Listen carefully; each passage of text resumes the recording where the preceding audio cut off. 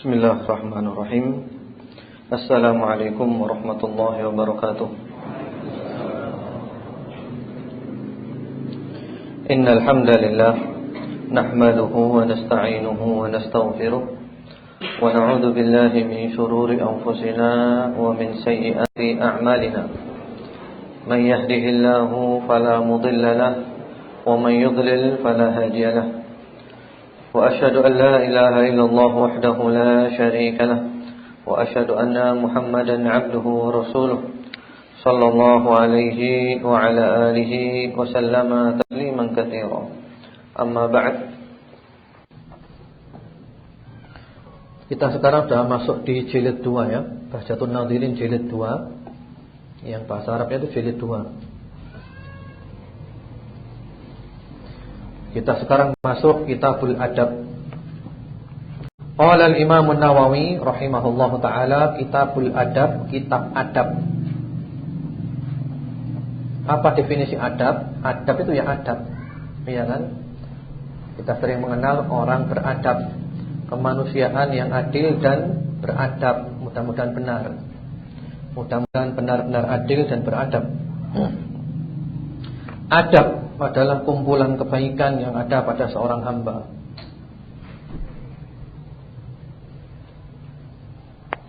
Dan maknanya sangat luas adab itu. Para ulama mengatakan adab ada 3 macam. Wa huwa thalathatu anwa, adab ada 3 macam. Yang pertama-tama adab ma'allahi subhanahu, beradab terhadap Allah subhanahu wa ta'ala. Beradab kepada Allah, dan perinciannya panjang. Yang kedua, wa adabu ma'a rasulihi sallallahu alaihi wasallam wa syar'ihi. Yang kedua, beradab terhadap Rasulullah sallallahu alaihi wasallam dan syariatnya. Dan yang ketiga, beradab terhadap Rasulullah sallallahu alaihi wasallam dan syariatnya. Yang ketiga, wa adabun ma'a khalqihi, dan beradab terhadap makhluk Allah subhanahu wa ta'ala. Adab terhadap sesama. Jadi adab ada 3, adab kepada Allah, adab kepada Rasulullah sallallahu alaihi wasallam dan syariatnya, dan yang ketiga adalah adab terhadap sesama makhluk. Ikhwan wa akhwat fillah rahimakumullah. Al-Imam Ibnul Qayyim rahimahullahu taala dalam kitabnya Madarijus Salikin, beliau setelah komentar panjang tentang macam-macam adab tadi itu, adab terhadap Allah, terhadap Rasul dan syariatnya, dan adab terhadap makhluk yang akan kita bahas di hadis tadi setelah ini. Beliau menutup pembicaraannya dengan mengatakan, wa adabul mar'i unwanu sa'adatihi wa falahihi. Adab seseorang adalah tanda kebahagiaan dan kesuksesannya. Jadi orang yang beradab itu adalah orang yang bahagia dan orang yang sukses. Wa qillatu adabihi unwanu syaqawatihi wa bawarihi. Sedikitnya adab itu adalah tanda kesengsaraan dan kegagalan seorang hamba. Orang yang tidak beradab atau sedikit beradab itu adalah tanda dia pasti sengsara dan dia pasti gagal.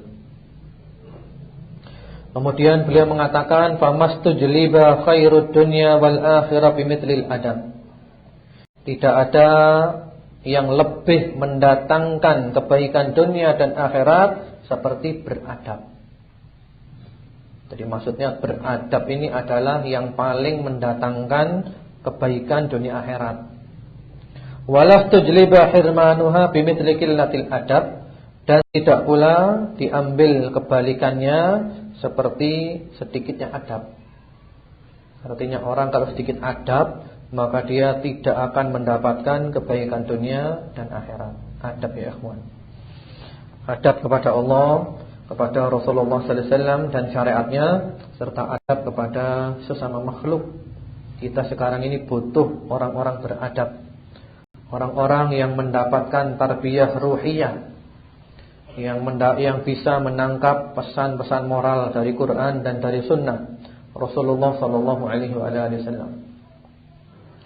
Al-Imam An-Nawawi rahimahullah taala membawakan bab yang nomor ke-84, Babul Haya'i wa fadlihi wal hatti 'ala at-takhalluqi bihi. Bab malu, keutamaan dan anjuran untuk berakhlak dengannya. Ini mulai beliau bicara tentang adab ya, panjang lebar kitabul adab ini. Jadi di sini beliau Imam Nawawi hendak membawakan riwayat-riwayat tentang pentingnya malu ya ikhwan. Malu, keutamaan malu dan supaya kita berakhlak dengan akhlak malu. Kata beliau, "An Ibnu Umar radhiyallahu taala anhuma, anna Rasulullah sallallahu alaihi wa ala alihi wasallam marra ala rajulin minal ansar wa huwa ya'idhu akhahu fil haya'i." فقال رسول الله صلى الله عليه وآله وسلم دعه فإن الحياء من الإيمان متفق عليه. Dari Ibnu Umar, semoga Allah meridhai keduanya, bahwasanya Rasulullah SAW melewati seorang dari Ansor yang sedang menasehati saudaranya agar supaya jangan malu. Jadi waktu ada orang Ansor ya, orang Ansor nasihati saudaranya, menegur saudaranya, karena saudaranya ini pemalu. Ditegur, jangan malu kamu, jangan malu, dinasihati supaya jangan malu. Lalu ketika Rasulullah lewat, beliau mengatakan biarkan dia malu, karena malu termasuk daripada iman. Karena malu adalah termasuk daripada iman, muttafaqun alaih, Bukhari Muslim. Jadi di sini ikhwan wa akhwat fillah rahimakumullah, di antara kandungan yang bisa kita ambil bahwasanya al-haya'u syu'batun min syu'abil iman. Malu itu adalah merupakan cabang di antara cabang-cabang iman. Dan nanti ada hadisnya secara langsung. Kenapa malu adalah cabang iman? Li'annahu yamna'u sahibahu min irtikabil ma'asi kama yamna'ul iman. Karena malu mencegah seseorang daripada melakukan kemaksiatan, sebagaimana iman juga mencegahnya. Jadi orang itu kalau malu mau berbuat maksiat juga malu, dan itu adalah malu yang terpuji. Hanya nanti ada keterangan malu yang syar'i ya, malu yang syar'i. Apa malu yang syar'i? Kemudian di antara kandungan hadis ini pula wujubul amri bil ma'ruf wan nahyi 'anil munkar, wajib amar ma'ruf nahi munkar. Wajib menyuruh yang ma'ruf dan melarang dari yang munkar. Ini adalah kewajiban kita. Kalau kita tidak melakukan ini, maka Allah menurunkan bencana dan semuanya akan terkena. Wa adamu ta'khiril bayan fi an waqtil haja, larangan menunda penjelasan ketika dibutuhkan. Jadi ketika penjelasan kita dibutuhkan, jangan ditunda. Ketika dibutuhkan ya, jangan ditunda. Seperti ini. Ini Rasulullah perlu menjelaskan pada saatnya, maka waktu ditunda, saat itu juga beliau jelaskan. Kemudian berikutnya, wa an Imran bin Husain radhiyallahu taala anhuma, dari Imran bin Husain semoga Allah meridai keduanya, annahu qala, beliau berkata, qala Rasulullah sallallahu alaihi wa alihi wasallam, telah bersabda Rasulullah sallallahu alaihi wasallam, al-haya'u la ya'ti illa bi khair, muttafaqun alaih. Kata beliau, malu tidak mendatangkan kecuali kebaikan. Muttafaqun alaih, Bukhari Muslim. Wa fi riwayah li Muslim, dalam riwayat Muslim, al-haya'u khairun kulluh. Malu itu adalah baik semuanya. Atau dalam riwayat yang lainnya beliau mengatakan al-haya'u kulluhu khair. Malu itu semuanya baik. Subhanallah ya. Jadi malu tidak mendatangkan kecuali kebaikan. Malu adalah baik semuanya. Malu adalah semuanya baik. Di antara kandungan hadis ini al-hathu 'ala takhalluqi bi khuluqil haya'. Anjuran agar kita berakhlak dengan akhlak malu.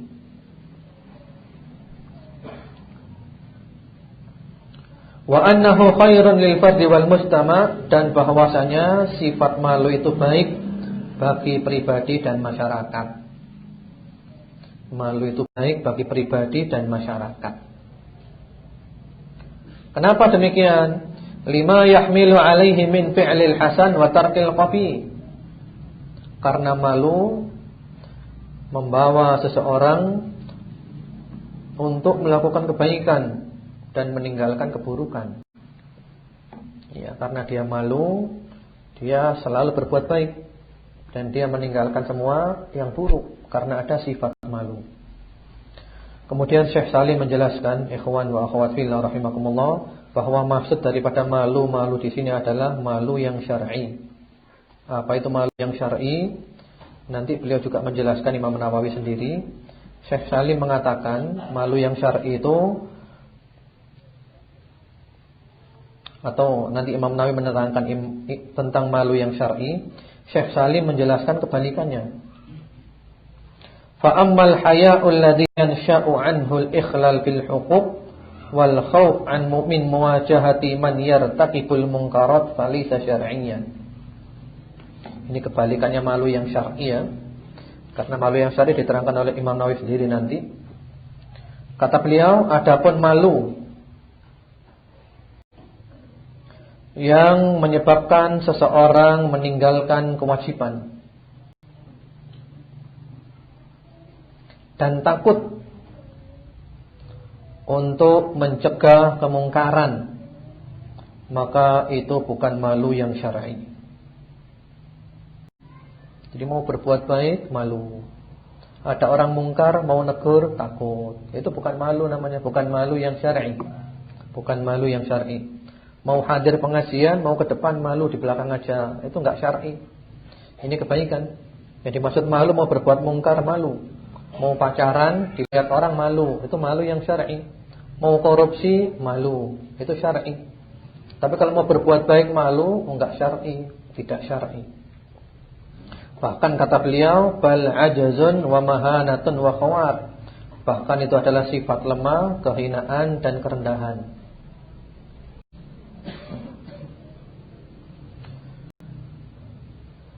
Selanjutnya, wa an Abi Hurairah radhiyallahu taala anhu, dari sahabat Abu Hurairah, semoga Allah meridainya, anna Rasulullah sallallahu alaihi wa alihi wasallam qala, bahwasanya Rasulullah sallallahu alaihi wasallam bersabda, kata beliau, al-imanu bid'un wa sab'un atau bid'un wa sittuna syu'bah. Iman itu ada 70 atau 60 cabang lebih. Bid'un itu antara 3 sampai 10 atau antara 3 sampai 9. Jadi iman itu ada 73 atau 79 atau 63 atau 69 cabang. Cabangnya iman sangat banyak. Dan para ulama sudah menulis kitab-kitab secara khusus membahas masalah cabang-cabang iman. Dan kitab yang paling bagus dalam masalah ini dan juga pelopor adalah kitab Syu'abul Iman yang ditulis oleh Al-Baihaqi rahimahullahu ta'ala. Syu'abul Iman, kitab beliau besar. Dan kemudian oleh para ulama dimukhtasar menjadi singkat. Dan kemudian oleh sebagian ulama lagi ditulis Sahih Syu'abul Iman, cabang-cabang iman yang sahih saja. Cabangnya iman banyak.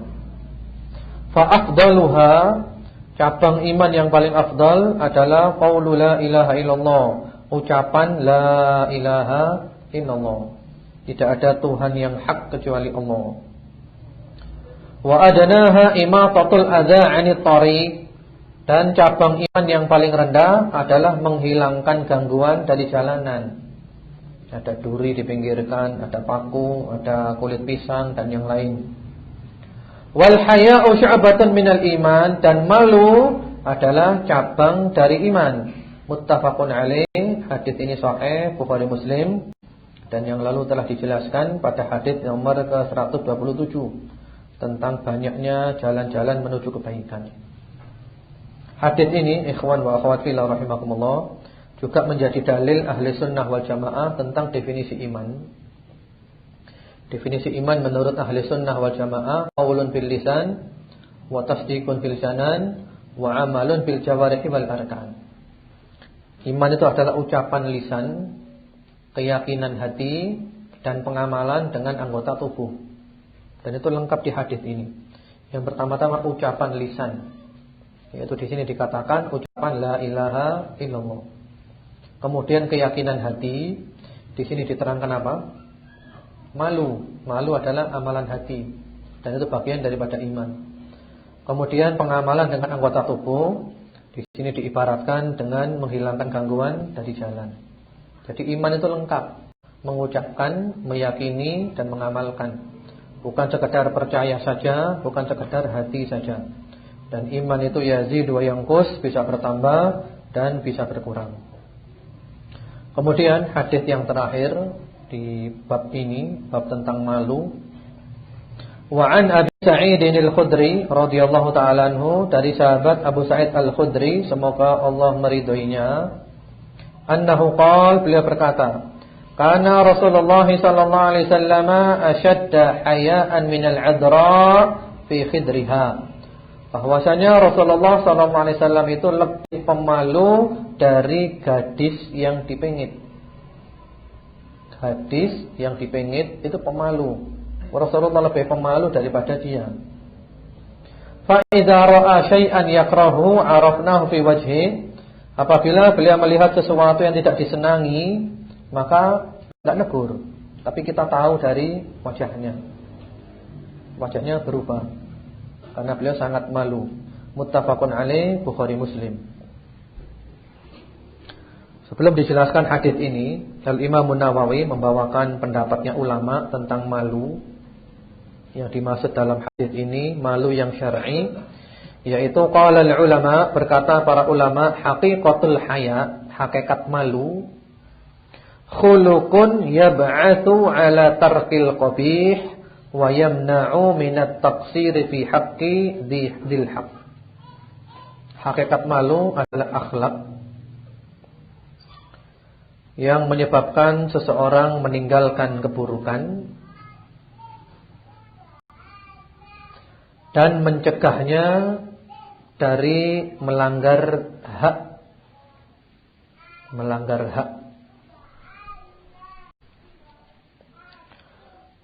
Kemudian kata beliau, wa rawaina an Abil Qasim Al-Junaid rahimahullahu taala, kami juga telah meriwayatkan dari Abul Qasim Al-Junaid rahimahullahu taala, beliau seorang yang dikenal dengan zuhud ya. Biasanya beliau dikelompokkan dalam kelompok sufi, tapi maksudnya adalah sufi yang sunni. Maksudnya adalah orang-orang yang zuhud, sementara akidahnya adalah akidah ahli sunnah wal jamaah. Abul Qasim Al-Junaid mengatakan tentang malu, al-haya'u ru'yatul ala ay ni'am wa ru'yatut tafsir fayatawalladu bainahuma halatun tusamma haya'an. Malu adalah penglihatan akan nikmat Allah dan penglihatan akan pelanggaran kita, lalu melahirkan dari keduanya suatu keadaan yang disebut dengan malu. Jadi kita melihat nikmat Allah begitu banyak, kemudian kita melihat bahwa pelanggaran kita juga terlalu banyak, ibadah kita terlalu sedikit, syukur kita sangat kurang, sehingga timbul suatu keadaan, itulah disebut dengan malu. Malu yang syar'i. Memang benar ikhwah akhwat fillah rahimakumullah, kalau kita lihat ya, nikmat Allah demikian banyak, nikmat Allah turun terus, sementara maksiat kita naik terus. Ini kalau kita renungkan, kita tadabburi, kita akan malu kepada Allah. Bagaimana tidak? Allah menjadikan kita cinta kepadanya dengan nikmatnya, sementara kita menjadikan Allah murka dengan kemaksiatan. Kemudian di antara kandungan hadis yang lalu, bahwa Rasulullah lebih pemalu dari wanita atau gadis yang dalam pingitan. Di antara kandungannya adalah al-haya'u khuluqun gharizun fin nisa. Sifat malu adalah sifat dasar wanita. Sifat dasar para wanita itu malu. Tapi entah sekarang ya, apa sama dengan dulu? Yang jelas malu adalah sifat dasar wanita. Kemudian di antara kandungan, maka dari itu kalau ada wanita ditanya ya, dilamar orang itu ditanya dia mau enggak. Kalau dia diam berarti jawabannya iya. Wa idnuha somatuha. Kalau dia diam berarti dia bilang Setuju itu. Karena dia mau bilang setuju itu malu. Diam aja, senyum-senyum. Itu wanita dulu, tapi nggak tahu sekarang. Sekarang Allah apa tetap atau sudah berubah?